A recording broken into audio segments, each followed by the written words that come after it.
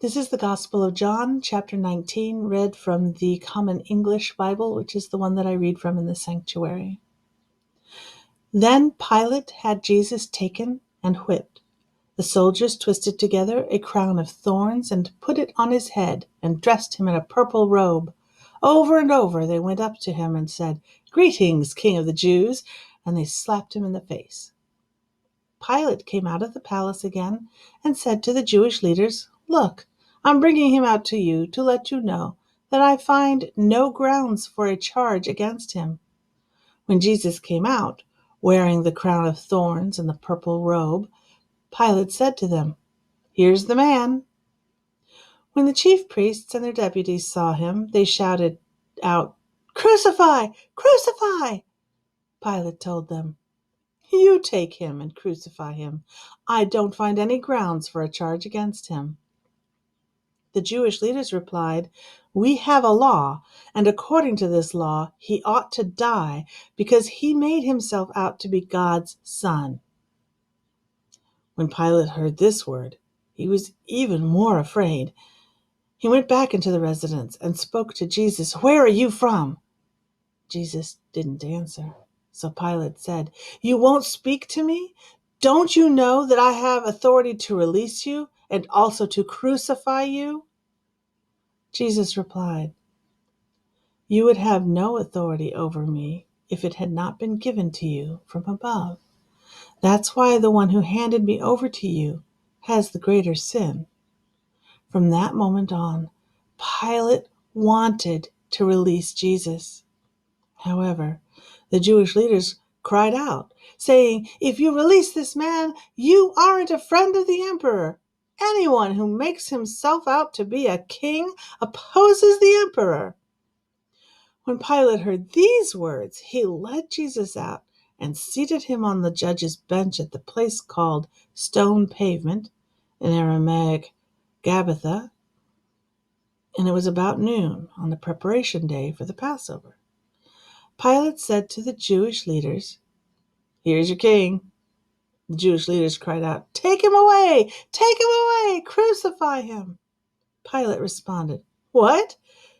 Do you want me to crucify your king?" "We have no king except the emperor," the chief priests answered. And Pilate handed Jesus over to be crucified. The soldiers took Jesus prisoner. Carrying his cross by himself, he went out to a place called Skull Place, in Aramaic Golgotha. That's where they crucified him, and two others with him, one on each side, and Jesus in the middle. Pilate had a public notice written and posted it on the cross. It read, "Jesus, the Nazarene, the King of the Jews." Many of the Jews read this sign, for the place where Jesus was crucified was near the city, and it was written in Aramaic, Latin, and Greek. Therefore, the Jewish chief priests complained to Pilate, "Don't write King of the Jews, but write, 'This man said, I am the King of the Jews.'" Pilate answered, "What I've written, I've written." When the soldiers crucified Jesus, they took his clothes and his sandals and divided them into 4 shares, one for each soldier. His shirt was seamless, woven as one piece from the top to the bottom. And they said to each other, "Oh, let's not tear it. Let's cast lots to see who will get it." This was to fulfill the scriptures, "They divided my clothes among themselves, and they cast lots for my clothing." That's what the soldiers did. Jesus' mother and his mother's sister, Mary, the wife of Clopas, and Mary Magdalene, stood near the cross. When Jesus saw his mother and the disciple whom he loved standing nearby, he said to his mother, "Woman, here is your son." And then he said to the disciple, "Here is your mother." And from that time on, this disciple took her into his home. After this, knowing that everything was already completed, in order to fulfill the scripture, Jesus said, "I am thirsty."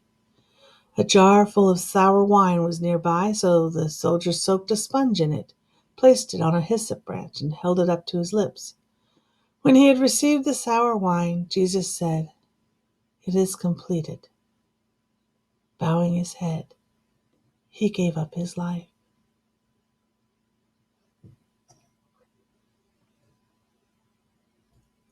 It was the preparation day, and the Jewish leaders didn't want the bodies to remain on the cross on the Sabbath, especially since that Sabbath was an important day. So they asked Pilate to have the legs of those crucified broken and the bodies taken down.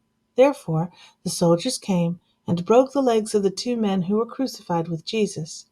When they came to Jesus, they saw that he was already dead, so they didn't break his legs.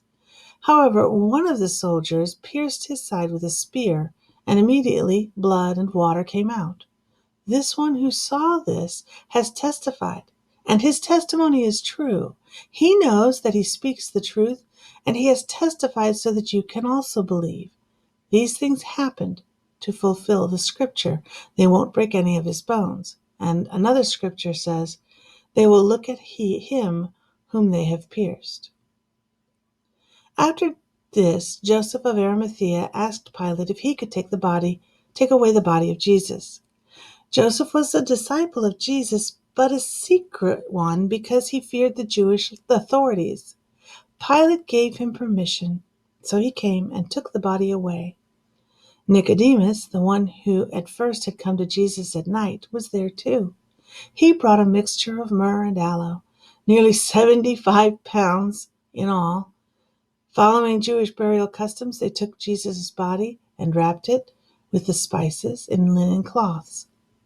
There was a garden in the place where Jesus was crucified, and in the garden was a new tomb in which no one had ever been laid. Because it was the Jewish preparation day and the tomb was nearby, they laid Jesus in it. This is the end of chapter 19 in the Gospel of John.